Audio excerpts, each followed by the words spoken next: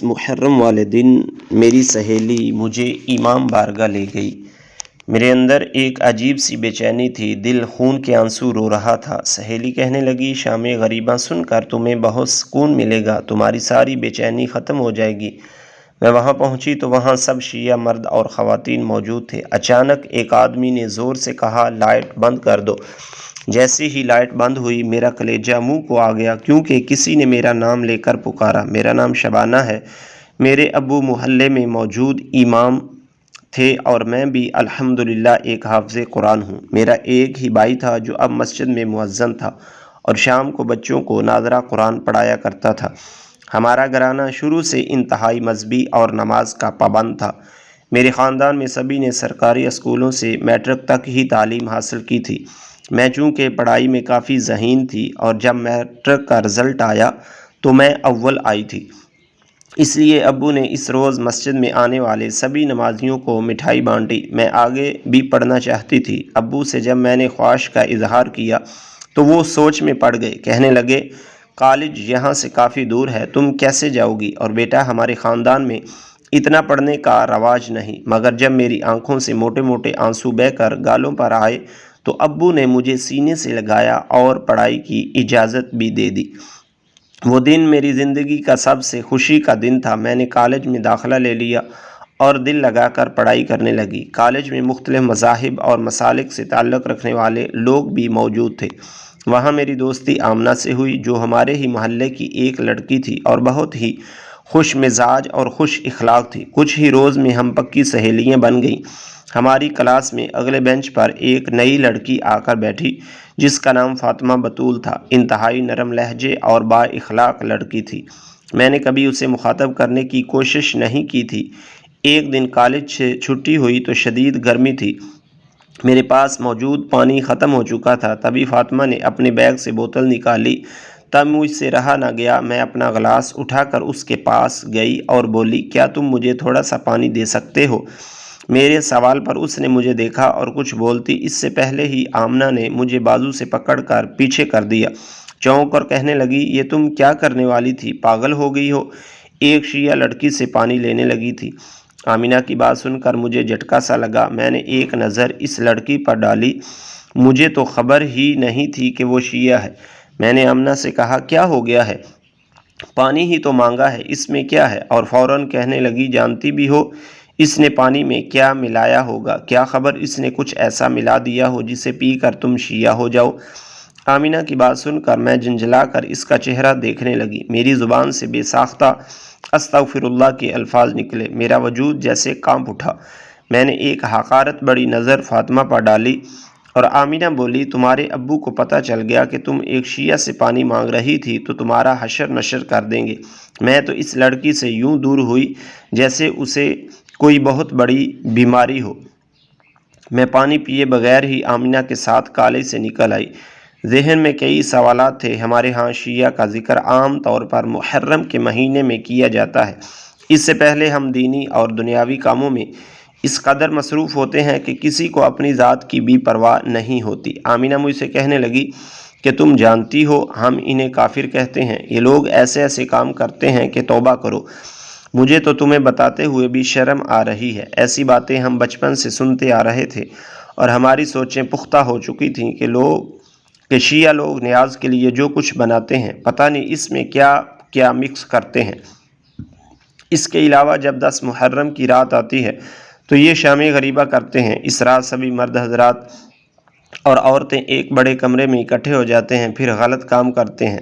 میں نے جب پہلی دفعہ اپنی ممی پپو کو ایسے کرتے ہوئے سنا تھا تب میں 13 سال کی تھی۔ ظاہر سی بات ہے یہ عمر تجسس بری ہوتی ہے۔ مجھے علم ہوا تو اسی پر میری سوچ پختہ ہو گئی۔ دل میں خود بخود نفرت پلنے لگی۔ یہ لوگ کیسے تھے جو خود کو مسلمان کہتے تھے مگر پھر شام غریبہ میں سب مل کر ایک ساتھ غلط کام کرتے تھے؟ کیا یہ لوگ مسلمان نہیں تھے؟ ایک خدا کو ماننے والے نہیں تھے؟ میں نے اس بارے میں آمنہ سے بھی ذکر کیا۔ کیا یہ خدا کے احکامات کو نہیں مانتے؟ یہ لوگ قرآن مجید نہیں پڑھتے جب خدا نے ان سب سے منع فرمایا ہے؟ کہ مرد اور عورت کے بیچ پردہ ہونا چاہیے، محرم اور نامحرم کے اصول ہیں، تو پھر یہ لوگ ایسا کیسے کر سکتے ہیں؟ اگر یہ لوگ اس قدر غلیظ ہیں تو ان کو ہماری حکومت نے مسلمان کیوں تقسیم کہہ رکھا ہے؟ انہیں غیر مسلم کیوں قرار نہیں دیا جاتا؟ آمنہ میری بات سن کر کہنے لگی، تبھی تو ہم انہیں کافر کہتے ہیں، کیونکہ یہ خود ہی ماتم کرتے ہیں اور خود ہی روتے ہیں اور ایسے غلط کام کرتے ہیں کہ ہم سوچ بھی نہیں سکتے۔ تبھی تو میں تمہیں فاطمہ سے دور رکھ رہی تھی۔ ان کا تو قرآن ہی الگ ہے جس کے 40 پارے ہیں۔ یہ لوگ 10 محرم کو ایک گھوڑا بھی نکالتے ہیں، اور ہمارے ہاں یہ مانا جاتا ہے کہ یہ لوگ جب بھی چکن، چاول یا بریانی بناتے ہیں تو اس میں اس گھوڑے کی گندگی شامل کرتے ہیں۔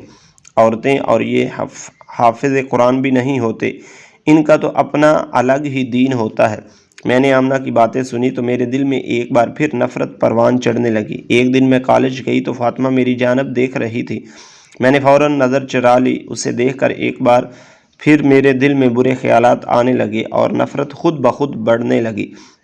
محرم الحرام آنے والا تھا۔ جیسے جیسے محرم کے 10 دن قریب آ رہے تھے، ہمارے ہاں شیعوں کے خلاف باتیں اور الزامات بھی بڑھتے جا رہے تھے۔ اکثر میں اور آمنہ مل کر فاطمہ کے خلاف طنزیہ باتیں کرتے تھے، جبکہ ہمارے آگے بیٹھی فاطمہ ہر بات سنتی رہتی تھی، مگر کبھی اس نے پلٹ کر جواب نہیں دیا تھا، نہ ہی اس نے ہمارے عقیدے کو برا بھلا کہا تھا۔ ایک دفعہ آمنہ کہنے لگی، دیکھا اگر سچی ہوتی تو ضرور جواب دیتی، مگر اس کے پاس کوئی جواب ہی نہیں ہے۔ اب بھلا یہ کیا جواب دے گی؟ اتنا سننا تھا کہ فاطمہ پلٹ کر ہماری طرف دیکھنے لگی۔ اس کے چہرے پر مسکراہٹ آ گئی۔ وہ کہنے لگی، ہمارے پیارے نبی حضرت محمد صلی اللہ علیہ وسلم نے فرمایا ہے کہ ایک آدمی کے جھوٹا ہونے کے لیے یہی کافی ہے کہ وہ ایک بات سنے اور بغیر تصدیق کے اسے آگے پھیلانا شروع کر دے۔ فاطمہ کے منہ سے یہ سننا تھا کہ میں حیران رہ گئی۔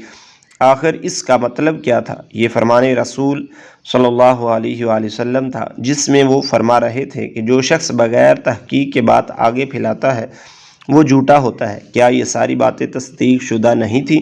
میرے دماغ میں نئی سوچیں جنم لینے لگی۔ محرم الحرام کے دن شروع ہو چکے تھے۔ گھر آ کر کچھ پوچھتی تو ابو ڈانٹ کر چپ کرا دیتے اور کہتے، تم ان باتوں میں دخل مت دو، یہ لوگ گمراہ ہیں اور دوسروں کو بھی گمراہ کرتے ہیں۔ ان کے پاس نہ جانے کیسا جادو ہے، جو بھی ان کے ساتھ رہے یا ان کی جگہوں پر جائے وہ اپنا عقیدہ بدل لیتا ہے۔ میں ابو سے بہت خوف کھاتی تھی، اس لیے انہیں نہیں بتایا کہ میری کلاس میں ایک شیعہ لڑکی بیٹھتی ہے، مگر دل میں تجسس بے چین کیے ہوئے تھا۔ میں دینی تعلیم یافتہ تھی، حافظ قرآن تھی، اس لیے نہ جانے مجھے کیوں لگا کہ مجھے فاطمہ سے بات کرنی چاہیے، اس کے عقیدے کو جاننا چاہیے، کیونکہ ہمارے نبی صلی اللہ علیہ وسلم کا فرمان مجھے کئی دنوں سے بے چین کر رہا تھا۔ ایک دن آمنہ چھٹی پر تھی تو میں نے فاطمہ سے پوچھا کہ تم نے قرآن مجید کب حفظ کیا؟ میری بات سن کر اس نے چونک کر میری طرف دیکھا اور کہنے لگی، کیوں ہم مسلمان نہیں؟ کیا میری عمر اس وقت 6 سال تھی جب میں نے پہلی بار قرآن مجید ختم کیا؟ فاطمہ کی بات سن کر میں اسے غور سے دینے لگی۔ میں بولی، تم لوگوں کا قرآن تو 40 پاروں کا ہوتا ہے۔ میری بات سن کر وہ کہنے لگی، ہمارے پیارے نبی صلی اللہ علیہ وآلہ وسلم پر جو قرآن نازل ہوا وہی ہمارا قرآن ہے، جسے 30 حصوں میں تقسیم کیا گیا ہے اور ہر حصے کو پارہ کہا جاتا ہے۔ اس کی بات سن کر میرا تجسس مزید بڑھ گیا۔ میں نے پوچھا، کیا تم ایک خدا کو مانتی ہو؟ وہ بتانے لگی کہ ہاں، ہم ایک خدا کو مانتے ہیں، اس کے علاوہ 1,24,000 انبیاء پر ایمان رکھتے ہیں، اور یہ عقیدہ رکھتے ہیں کہ جو خدا کے ساتھ کسی کو شریک کرے یا اس کے دین میں رد و بدل کرے وہ کافر ہوتا ہے۔ میں فاطمہ کی باتوں کی طرف مائل ہونے لگی، مگر فوراً ابو کی باتیں ذہن میں آ گئی کہ شیعہ جادوگر ہوتے ہیں، اپنی باتوں میں پھنسا لیتے ہیں، مگر مجھے فاطمہ کہیں سے بھی جادوگر نہیں لگ رہی تھی۔ اس کے باوجود میرے ذہن میں سوالات تھے اور وہ میرے ہر سوال کا نہایت نرمی سے جواب دے رہی تھی۔ آخر میں اس سے پوچھ بیٹھی کہ شام غریبہ کیا ہے؟ تو تم لوگ کیا کرتے ہو؟ میری بات سن کر وہ خاموش ہو گئی۔ کہنے لگی، میں چاہتی ہوں کہ تم اس دفعہ 10 محرم کو میرے ساتھ جا کر خود دیکھو کہ شام غریبہ میں کیا ہوتا ہے۔ ہم سب شیعہ مل کر شام غریبہ میں آخر کیا کرتے ہیں؟ فاطمہ کی بات سن کر میں اچھل پڑی اور اس سے کہا، ابو میرا سر درد سے الگ کر دیں گے، میں تمہارے ساتھ شام غریبہ کیسے جا سکتی ہوں؟ کیا خبر وہاں میرے ساتھ کیا ہو جائے؟ فاطمہ بولی، یہ سب تو تم لوگوں کی سوچ ہے، خیر تمہاری مرضی۔ اگر تم 10 محرم کی شام میرے ساتھ جانا چاہو تو ضرور بتانا، جب تک تم سب کچھ اپنی آنکھوں سے نہیں دیکھو گی تو تمہیں یقین نہیں آئے گا۔ میں نے فاطمہ کی بات پر غور کیا۔ اس دن گھر گئی تو اسی سوچ میں گھومتی رہی۔ نماز پڑھ کر دعا مانگی تو شام غریبہ ذہن میں آ گئی۔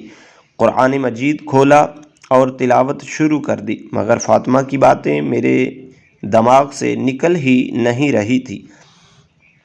ایسے لگتا تھا جیسے اس نے مجھ پر سچ میں جادو کر دیا ہو۔ میں آیت الکرسی پڑھ پر خود پر دم کرنے لگی، مگر دماغ اس جانب سے ہٹ ہی نہیں رہا تھا۔ اگلے روز میں کالج گئی تو آمینہ بھی آئی ہوئی تھی۔ میں نے اس کے سامنے تو فاطمہ سے کوئی بات نہیں کی، مگر میں اس سے اپنی کیفیت بیان کرنا چاہتی تھی، یہاں تک کہ اسے کہہ بھی دیا کہ تم نے کل سے مجھ پر کیسا جادو کر رکھا ہے کہ مجھے سکون نہیں مل رہا۔ دل کہتا ہے شام غریبہ دیکھوں، مگر دماغ روکتا ہے کہ تم برباد ہو جاؤ گی۔ فاطمہ نے مجھے اپنے پاس بٹھایا۔ ہم کنٹین میں تھے۔ اس نے مجھے قریب بٹھا کر نواسہ رسول صلی اللہ علیہ وآلہ وسلم کے بچپن کے واقعات سنانا شروع کر دیے۔ جیسے جیسے میں تصور کرتی جا رہی تھی، میری بے چینیاں کم ہوتی جا رہی تھیں۔ آخر میں فاطمہ بولی، 4 دن بعد 10 محرم ہے، تم میرے ساتھ چلنا، میں تمہارے محلے میں تمہیں لینے آ جاؤں گی۔ نہ جانے کیوں میں نے جانے کی ہاں بھی بھر لی تھی، میں بس حقیقت اپنی آنکھوں سے دیکھنا چاہتی تھی۔ 10 محرم کا دن قریب آ رہا تھا اور ہمارے ہاں قرآن خوانی رکھی گئی تھی اور نعت کی محفلیں سجائی گئی تھیں۔ 10 محرم کا دن چڑھا تو میں نے روزہ رکھا ہوا تھا، کیونکہ آج کے دن کا روزہ بہت بابرکت سمجھا جاتا ہے۔ میں شدید پریشانی میں مبتلا تھی، سمجھ نہیں آ رہا تھا کہ کیا بہانہ بنا کر گھر سے نکلوں۔ میرے ابو نے سب کو منع کر رکھا تھا کہ آج کی شام کوئی بھی عورت گھر سے باہر نہیں نکلے گی۔ میں نے کچھ سوچا اور زندگی میں پہلی دفعہ ابو سے جھوٹ بولنے کے لیے آئی۔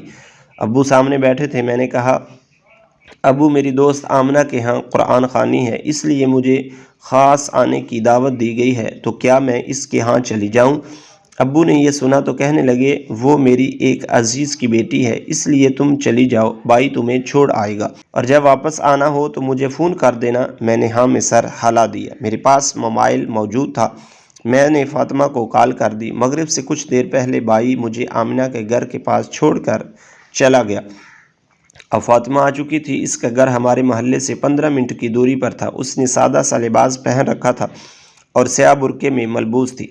وہ مجھے کہنے لگی، تم نے سفید چادر کیوں پہن رکھی ہے؟ تم جانتی نہیں آج 10 محرم ہے اور تم شام غریبہ کی مجلس میں جا رہی ہو؟ یہ لو، میں تمہارے لیے کالی چادر لے کر آئی ہوں۔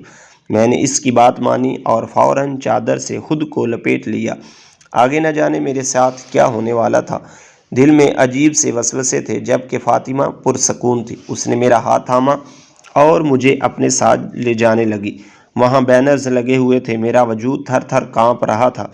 دل چاہا کہ سب کچھ چھوڑ کر واپس بھاگ جاؤں، مگر میں ایسا نہ کر سکی۔ ذہن میں تصویریں بھر رہی تھیں۔ کہا جاتا تھا کہ یہاں غلط کام کیے جاتے ہیں، کہیں آج میری عزت نہ لٹ جائے۔ یہ سوچ کر مجھے بہت ڈر لگ رہا تھا۔ میرے ماں باپ تو مجھے جان سے ہی مار دیتے۔ آنکھوں میں خوف سے آنسو آ رہے تھے، مگر واپس جانے کا کوئی راستہ نہیں بچا تھا۔ میں نے اپنی عزت خدا کے حوالے کر دی۔ سبھی سیاہ لباس میں ملبوس تھے۔ فاطمہ مجھے اندر لے گئی، جہاں ایک طرف عورتیں بیٹھی تھیں، ہم بھی وہیں بیٹھ گئیں۔ وہاں اس کی امی اور بہنیں بھی بیٹھی ہوئی تھیں۔ فاطمہ نے میرا تعارف کرایا تو انہوں نے بڑی خوش دلی سے میرا استقبال کیا، مگر میرا دماغ ابھی بھی جھنجھلا رہا تھا۔